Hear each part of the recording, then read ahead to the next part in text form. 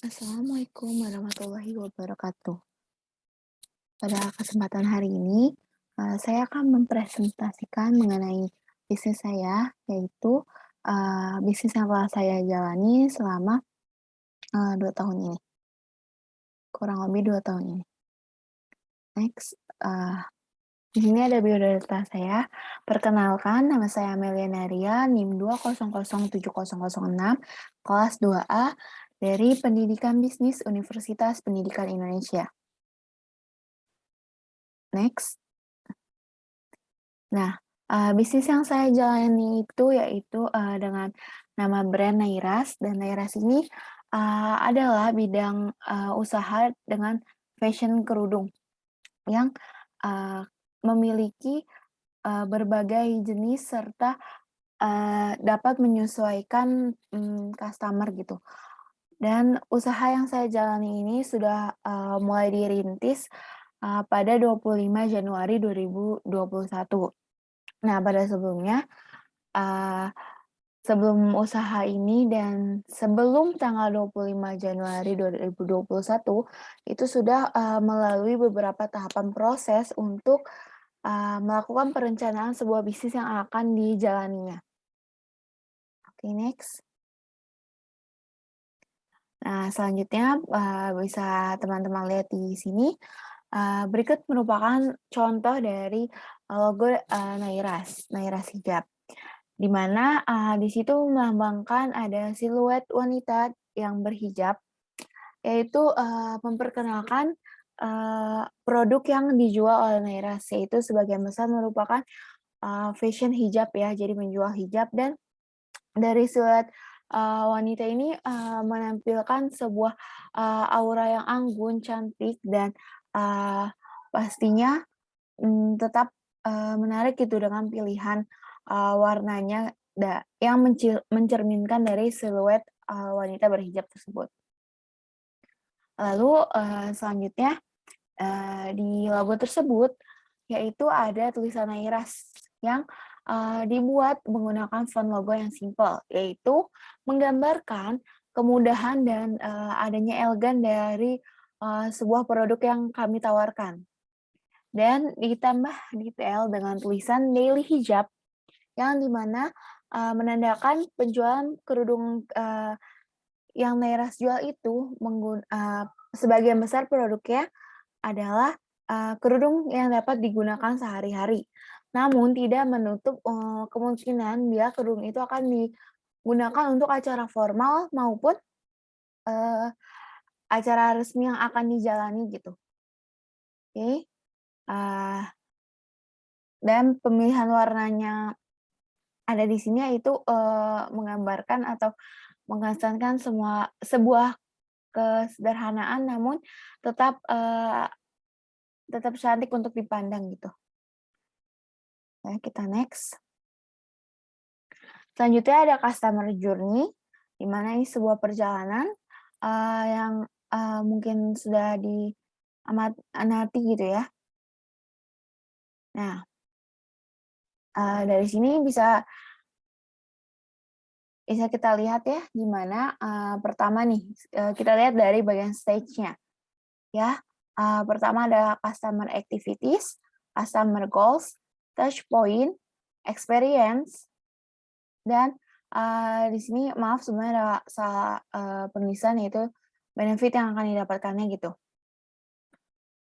Lalu selanjutnya, ada awareness. Nah, saat pertama kali, adanya customer activities itu pertama memiliki keinginan untuk, menggunakan hijab, untuk keseharian gitu, untuk daily-nya.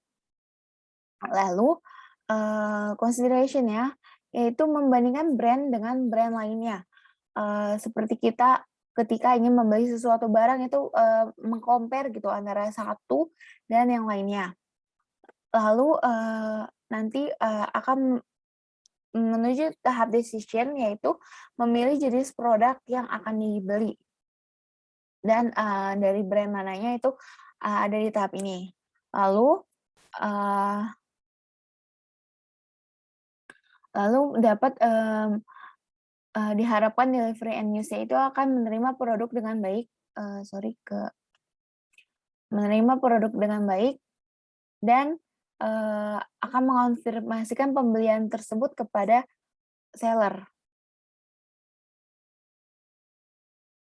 Dan loyalty yang didapat itu akan mendapatkan repeat order, dan dapat menceritakan pengalaman pemesanannya nih kepada teman-teman lainnya.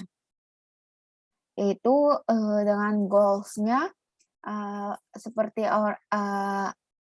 awareness yang tadi telah disampaikan, dengan goals-nya itu mengetahui jenis apa saja yang sedang dicari gitu, kayak jenis kerudung apa yang nantinya akan dibeli. Nah, touch point-nya itu dengan menggunakan media sosial, e-commerce, word of mouth gitu, dari mulut ke mulut gitu, penyampaian yang didengar oleh teman-teman gitu. Dan dengan experience di sini adalah masih senang gitu, masih belum membayangkan apapun dan masih happy dengan benefit yang didapat itu, mendapatkan perhatian untuk menjadi brand yang akan dipilih nantinya. Itu untuk all shop-nya. Lalu customer goals dengan consideration-nya itu menemukan brand dan jenis yang akan dibeli, karena sebelumnya membandingkan brand nih. Setelah membandingkan, maka akan menemukan pilihan hatinya itu menemukan brand dan jenis kerudung atau hijab seperti apa yang nantinya akan dibeli. Dengan touch point-nya masih sama, yaitu menggunakan media sosial, e-commerce, maupun word of mouth. Nah, di sini ada sedikit perubahan experience ya, yaitu kita lambangkan dengan emoji yang flat, yaitu menandakan cukup confused atau bingung gitu ya, bingung, dan karena telah memilih dari perbandingan yang sebelumnya telah dilakukan gitu. Nah, dengan benefit yang Allshop dapatkan adalah meningkatkan rating produk tersebut. Lalu pada selanjutnya itu tadi decision sudah dijelaskan memilih jenis produk yang akan dibeli.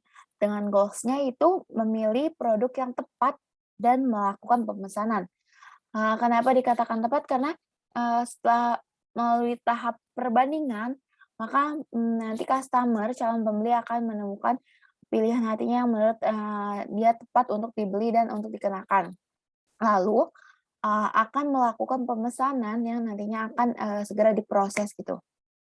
Nah, touch point di sini hampir sama, namun menggunakan smartphone dan laptop, yaitu mobile yang digunakannya nanti untuk melakukan pemesanannya, yaitu bisa melalui media sosial dan e-commerce.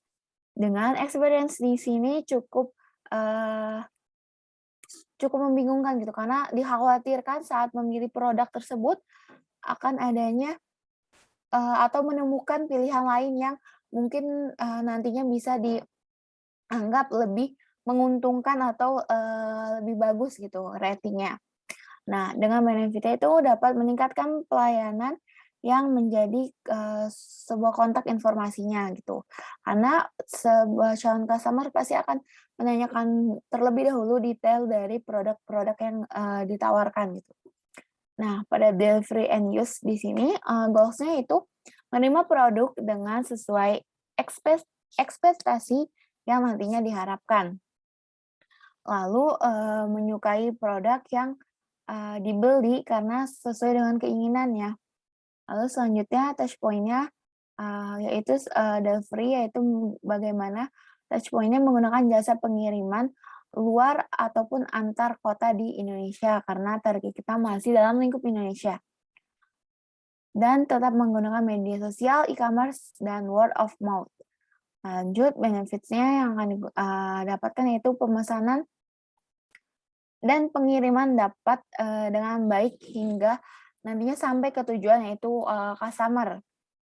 Dan akan disukai oleh customer yang sesuai dengan keinginan tersebut gitu ya. Selanjutnya di loyalty itu ada goals-nya, yaitu merupakan dapat repeat order atau membeli kembali produk yang dijual di toko tersebut. Dan diharapkan akan memberikan testimoni dari pemesanan tersebut. Karena apa? Testimoni itu nantinya akan menjadi continue order untuk teman-teman yang sudah order sebelumnya, hingga meningkatkan kepercayaan. Dan, bagi yang belum mengordernya itu akan, mmm, menumbuhkan rasa, interesting atau, minatnya nih, setelah membaca testimoni. Nah lanjut, touch point-nya masih sama yaitu, media sosial, e-commerce, word of mouth. Nah dari yang tadi disebutkan testimoni, yaitu, dapat word of mouth dan, sebuah rekomendasi gitu ya, di mana nanti experience-nya berubah menjadi smile atau happy, kembali karena telah mendapatkan apa yang, ditunggu-tunggu dan apa yang diharapkan. Dan diharapkan dapat meningkatkan pemesanan dan dapat berhubungan baik dengan customer, karena berhubungan baik di sini nantinya akan, menjalin relationship dengan customer. Jadi antara penjual dan pembeli itu memiliki hubungan yang baik dan tidak putus secara gitu saja. Oke, next di sini our product. Nah, di sini ada, eee, produk-produk yang akan ditampilkan gitu ya, dari Naira Hijab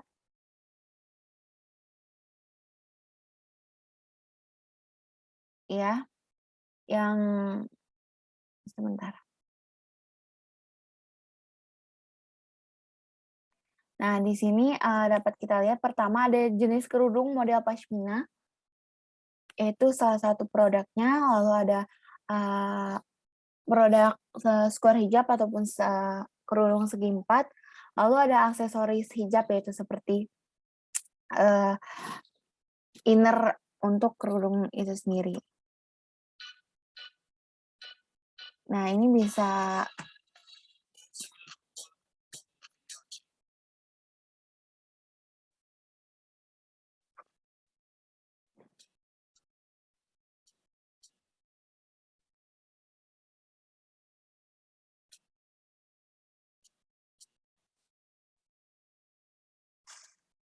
nah, berikut merupakan contoh, dari hasil produksi video kami, untuk, pemasaran kerudungnya dan di sini juga ada, sebuah bahan media ya yang akan nanti kita post setelah melalui hasil, foto untuk nantinya dipublikasikan dan dipromosikan.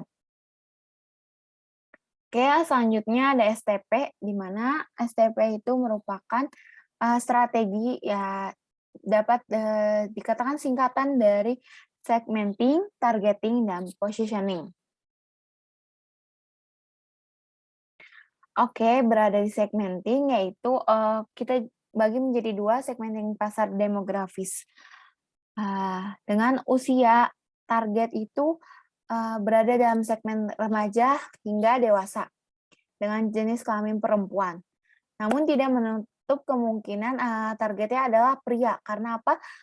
Pria ini mungkin membelikan kerudung untuk hadiah, orang-orang tersayangnya.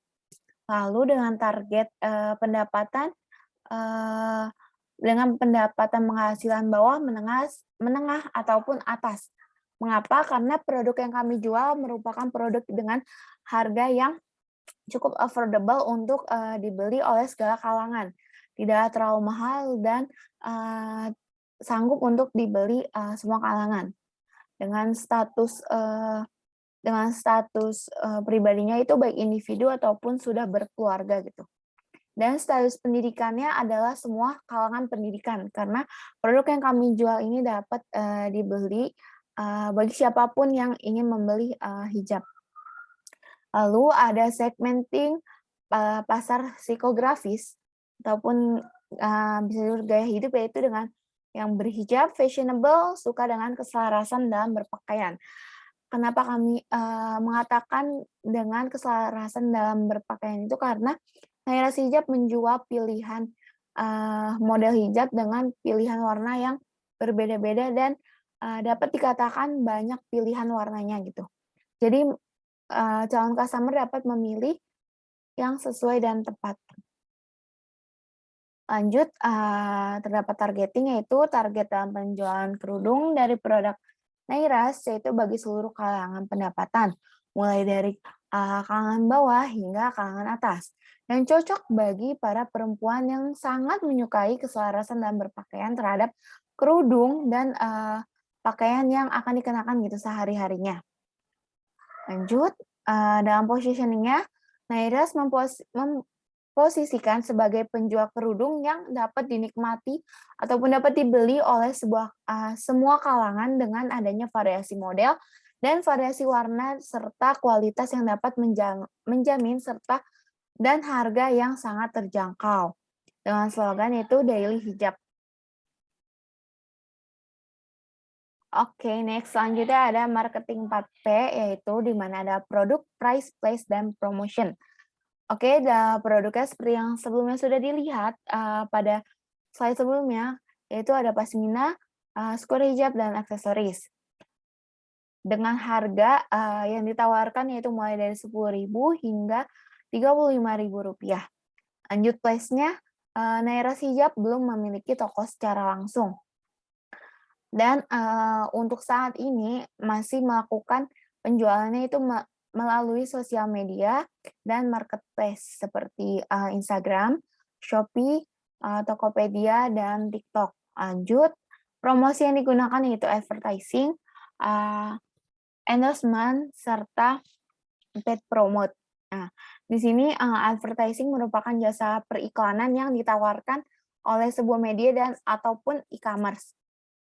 Lanjut, endorsement merupakan penggunaan jasa oleh influencer pada media sosial tersebut dan nantinya akan diberikan barang lalu nanti dipromosikan. Dan paid promote ini sebenarnya hampir sama dengan endorsement. Namun bedanya paid promote itu bahan promosinya itu dapat berupa soft file dan sudah dapat dikirim kepada influencer yang akan dituju. Oke, selanjutnya ada promotion fee. Nah, tadi kan mention-nya tentang promotion. Lanjut kita berkenalan sedikit tentang fee ataupun anggaran gitu untuk pemasarannya.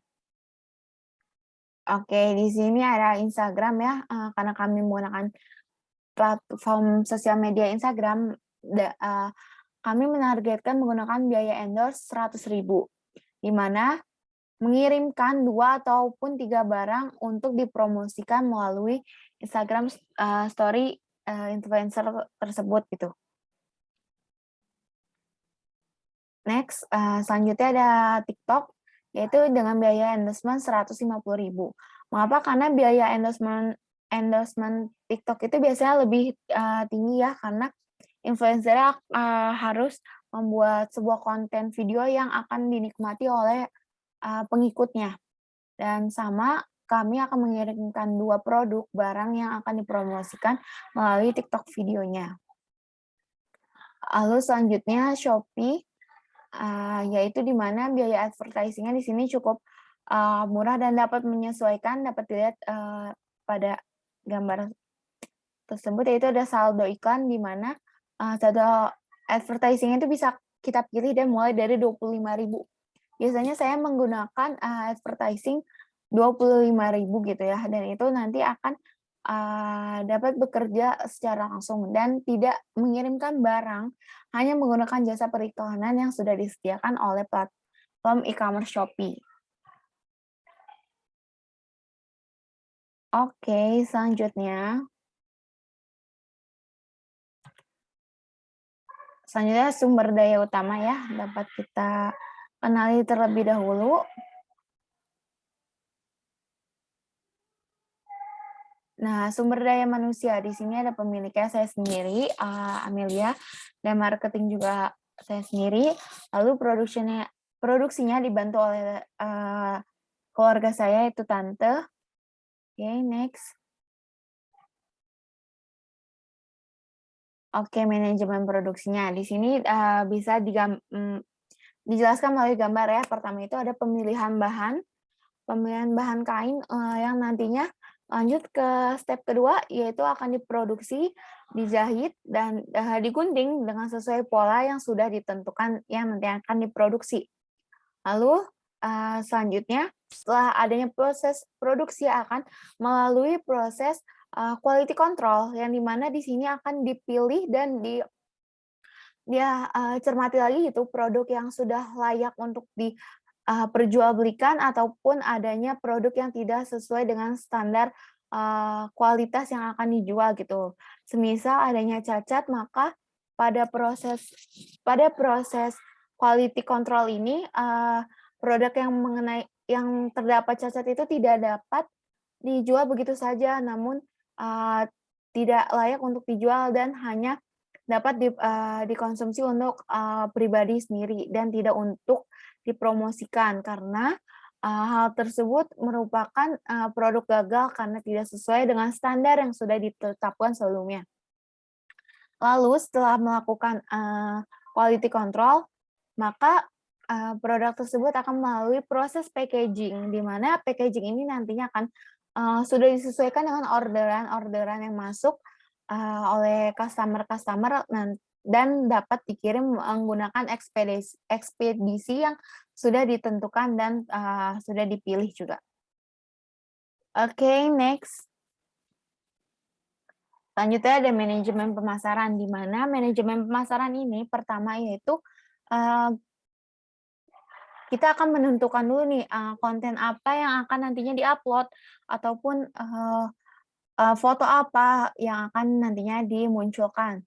Lalu kita memilih, media sosial yang akan, digunakan sebagai media pemasarannya, yaitu, dengan contohnya misalnya TikTok ataupun Instagram.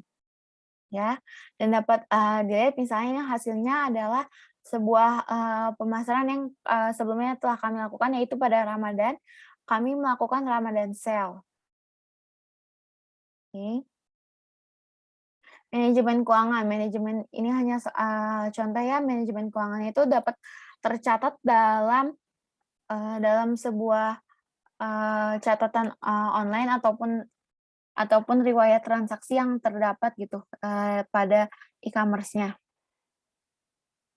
Oke, selanjutnya terdapat SWOT nih, yang saya sendiri amati bagi, usaha saya. Dengan SWOT itu, sebuah analisis yang mengetahui kekuatan, kelemahan, peluang, serta tantangan yang akan dihadapi oleh, suatu pengamatan, yaitu pengamatan saya adalah toko saya sendiri. S itu dilambangkan dengan strength atau kekuatan.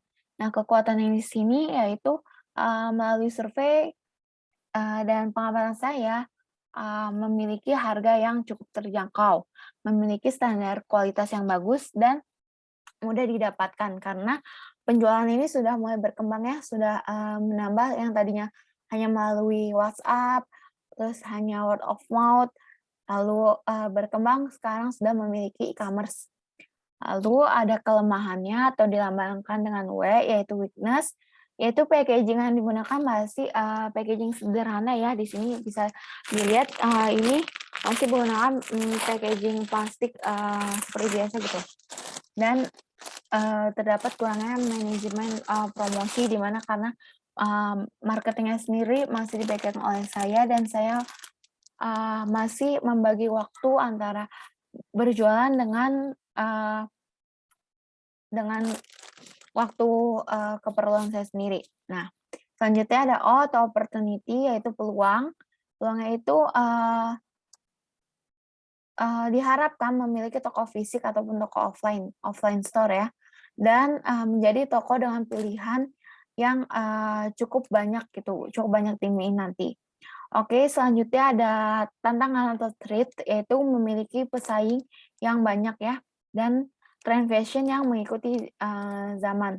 Karena di mana kalau kita berkembang dalam usaha fashion, itu pasti menerus akan mengikuti zaman dan akan, berubah-ubah tren fashion-nya. Mungkin untuk saat ini, fashion kerudung hanya seperti ini, hanya biasa.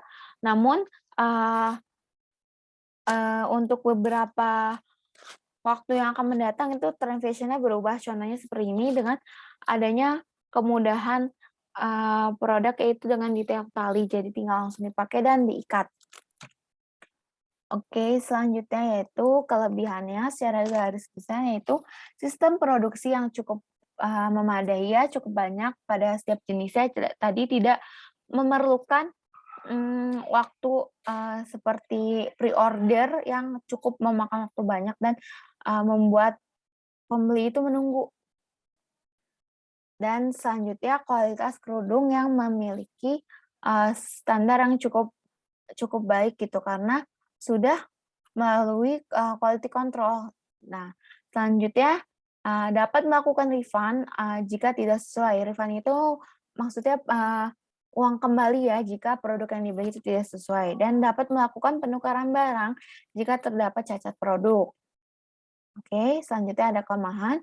Kelemahannya itu, masih menggunakan plastik packaging yang masih sederhana yang tadi saya, tampilkan, yaitu masih menggunakan plastik ya, teman-teman.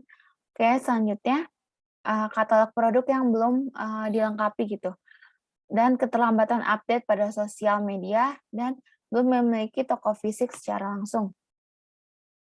Selanjutnya ada analisis biaya, di mana biaya peralatan itu membutuhkan benang jahit, gunting, bahan satu roll yaitu, kita ambil contoh sampel 4 warna ya, lalu benang jahit dan, totalnya nanti akan 715.000. Dan kita perhitungkan biaya lainnya itu ada biaya tidak terduga dan biaya promosi sosial media, ini hanya dikeluarkan, setiap bulannya ya.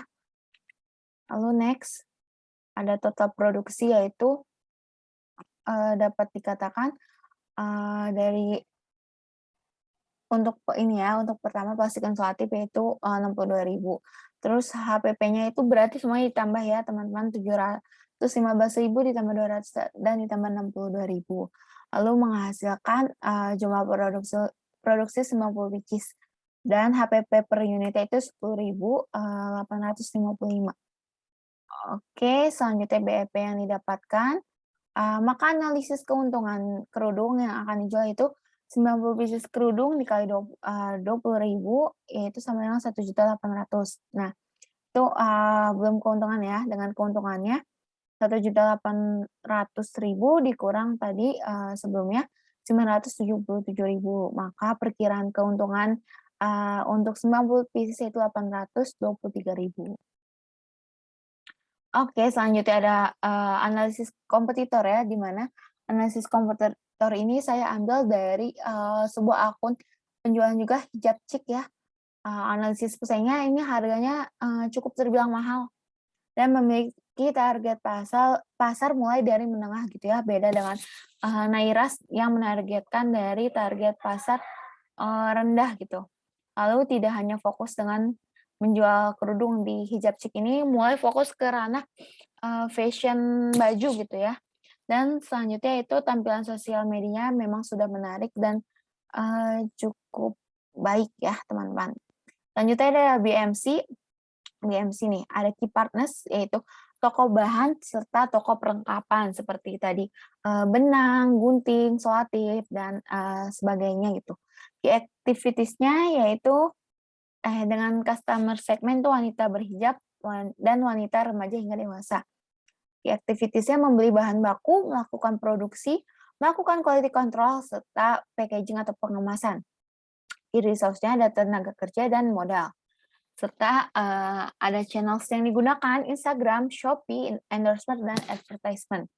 Selanjutnya, customer relationship ya, gratis pengiriman melalui e-commerce tertentu ya, e-commerce pilihan. Dan dapat potongan harga jika membeli lebih dari 3 pieces. Lalu terdapat promo pada setiap bulannya. Dengan value proposition-nya yaitu memiliki berbagai variasi hijab dan kualitas bahan hijab yang digunakan itu cukup bagus. Lalu ada cost structure-nya, ada biaya produksi, biaya pengemasan, dan biaya pengiriman. Selanjutnya revenue stream-nya itu menjual kerudung dan menjual aksesoris hijab. Oke, untuk, semuanya yang, ingin mencari Nairas bisa di, Shopee yaitu nairas_id. Selanjutnya dapat dicari juga melalui Instagram yaitu, nairas_id dan dapat langsung di-follow. Ya, sekian dari saya atas, presentasi bisnis yang alhamdulillah sudah terjalankan dan semoga bisnis yang saya lakukan ini akan tetap berjalan dan akan berkembang, sesuai target yang diinginkan, yaitu memiliki, sebuah toko fisik yang, nantinya dapat menginspirasi pada semuanya dan terlebih pada wanita-wanita yang sudah mulai, memakai hijab kayak gitu ya. Dan sekian presentasi dari saya, mohon maaf jika ada kesalahan maupun, perkataan ataupun, melalui PowerPoint yang tersedia. Terima kasih atas perhatiannya. Wassalamualaikum warahmatullahi wabarakatuh.